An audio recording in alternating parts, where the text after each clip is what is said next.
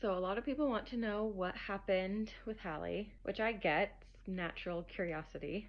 I'm not going to go into too much detail because I don't like reliving it, but she fell while climbing a bunk bed, and it was very apparent that we needed to rush her to the ER, so that's what we did. We were on vacation kind of in the middle of nowhere, so the closest hospital was pretty small. But we got her there and they immediately did a CT scan, and it showed a skull fracture and pockets of bleeding in her brain. And pretty soon after the results came back, they said, we need to emergency transfer you because we can't handle this. So they transferred us via ambulance to a bigger hospital. And right when we got there, they did another CT scan and it came back that the bleeding had increased. And those few hours in that hospital were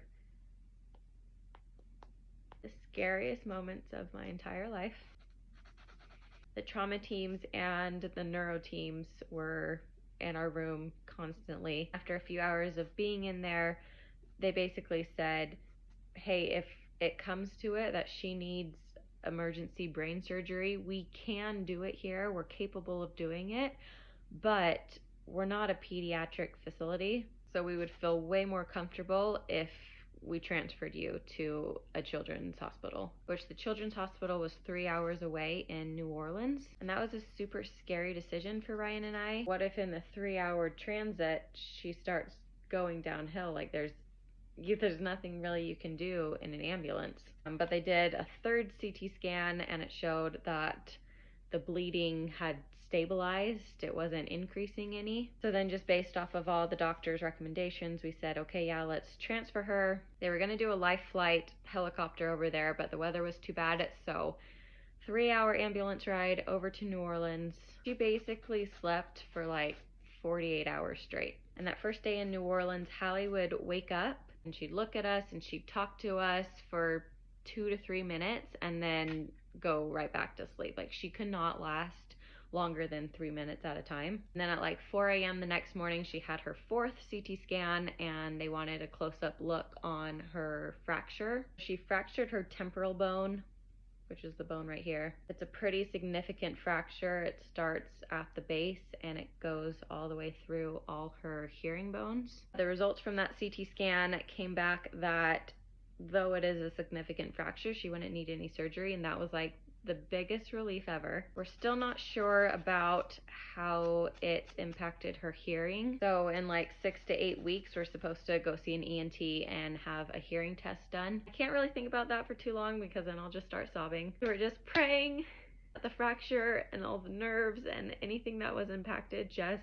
heals perfectly over the next 6 to 8 weeks. So we'll cross that bridge when we come to it. But after the results of that CT scan, everybody, neuro, ENT, trauma, they all cleared her to move out of the ICU and we just were in a recovery room. Really after that, she's just been improving exponentially every single day. It's truly remarkable how well she's doing. We truly had a miracle. We did a little bit of physical therapy right before we were discharged from the hospital. She was super wobbly, dizzy when she walks just a couple feet. So that's what we've been working with her on, just kind of been walking more and more each day. We were discharged from the hospital. She wasn't allowed to fly for 5 days. Obviously, I am back home now. I flew with Maeve and crew today because we thought it would be better if Ryan could just focus on her getting home tomorrow. She's not really allowed to do anything for the next 4 weeks, which I feel like that's honestly going to be the hardest part, just like slowing her down and reminding her like, I know you want to go play with your friends, but we can't yet. So all that to say, we're doing good. She's going to have a full recovery, and I just want to say thank you so much for all the prayers said for her, for all the messages. I cried reading every single one of them.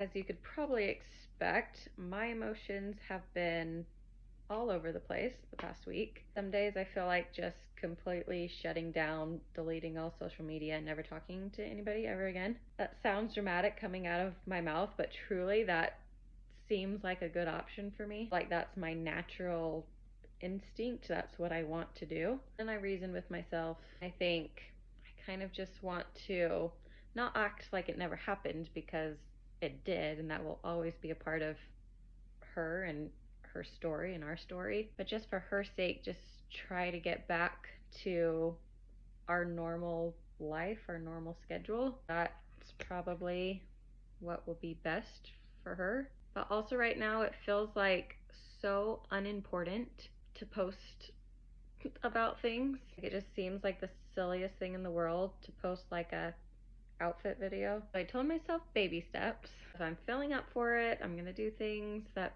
make me happy, even though they seem so trivial right now, like doing my nails right now. But I guess doing this also helps keep my mind off of things.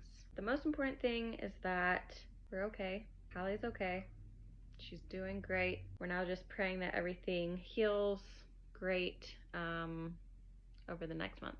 We had to do a little smiley face to keep our spirits up.